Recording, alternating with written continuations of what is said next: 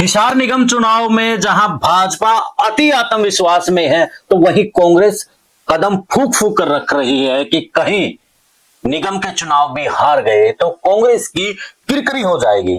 किरकिरी होने के साथ में जो कांग्रेस के सांसद है जयप्रकाश, तो दूसरी तरफ बजरंग दास, दोनों इस वक्त कांग्रेस को जिताने के लिए लगे हुए हैं।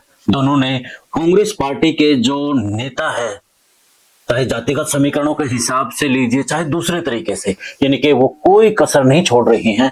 जबकि भाजपा जो हाल फिलहाल दिल्ली की जीत हुई है, इससे पहले महाराष्ट्र की जीत हुई है, हरियाणा में जीत हुई है, उस जो अति आत्मविश्वास है कहीं ना कहीं वो लेके डूब सकता है। तो क्या कुछ है हिसार निगम के चरण, उसी पर करेंगे आज की चर्चा। और चर्चा से पहले आप भी बता दीजिए कि हिसार चुनाव में क्या लग रहा है कि कांग्रेस वहां पर भाजपा को मात दे पाएगी, या फिर भाजपा अंतिम समय में कुछ ऐसा खेल खेलेगी, उस खेल के बलबूते पर कांग्रेस की रणनीति धराशायी हो जाएगी।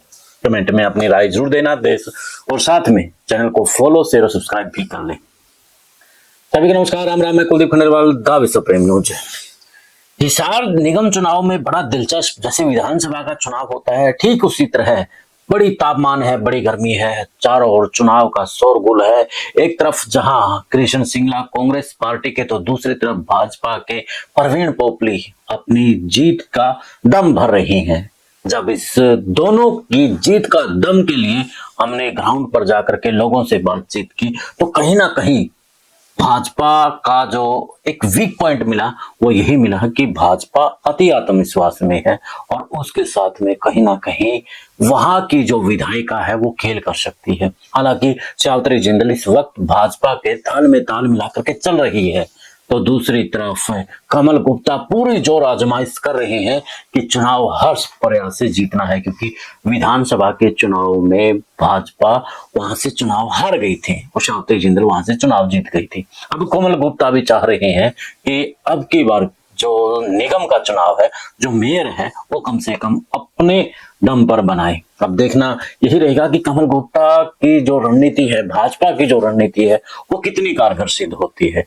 लेकिन देखा जाए तो भाजपा के लिए वहां पर हाल फिलहाल जो ग्राउंड से रिपोर्ट मिल रही है वो अति आत्मविश्वास है। यानी कि जहां एक तरफ प्रवीण पोपली की बात करें, जो कि हाल फिलहाल भाजपा के उम्मीदवार हैं, वो भी यानी कि एक रणनीति से नहीं चल पा रहे हैं। चाहे चुनाव प्रचार को लीजिए, चाहे सोशल मीडिया मैनेजमेंट को लीजिए, इनके तमाम जो हथकंडे हैं हाल फिलहाल वो अपनाती भाजपा कम नजर आ रही है। हालांकि भाजपा जब खेलती है तो कांग्रेस के हर हथकंडे को वो एकदम से विफल कर देती है।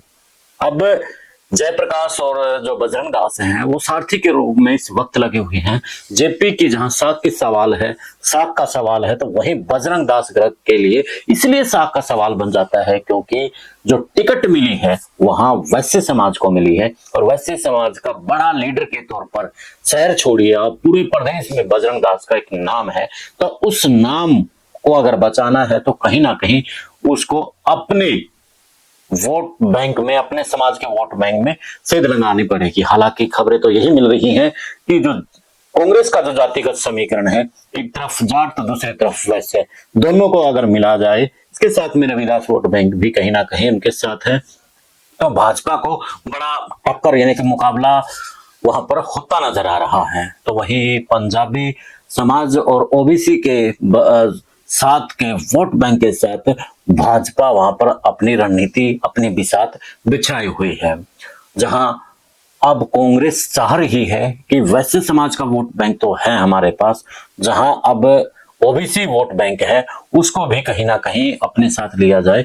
तो इसीलिए योगेंद्र योगी के अलावा तेलूराम जागड़ा जैसे नेताओं को वहां पर बुला करके उनकी ड्यूटियां लगा दी गई है। अब देखना दिलचस्प यही रहेगा कि जो कांग्रेस की मैनेजमेंट है, जो रणनीति है हाल फिलहाल, वो कितनी कारगर सिद्ध होती है। कि अब भाजपा की जो हाल फिलहाल जो लापरवाही मानिए, या फिर हाल फिलहाल तक वो अति आत्मविश्वास में चल रहे हैं, उसको लेकर के हाल फिलहाल जो चुनाव तैयार नहीं कर रही हैं, तो क्या कुछ रहेगा, इन सब सवालों के साथ में अभी छोड़ रहा हूं। फिर मिलते हैं हिसार निगम चुनाव को लेकर के। तब तक दे इजाजत, फिर मिलते हैं एक नए मुद्दे के नए विश्लेषण के साथ। जय हिंद, जय भारत।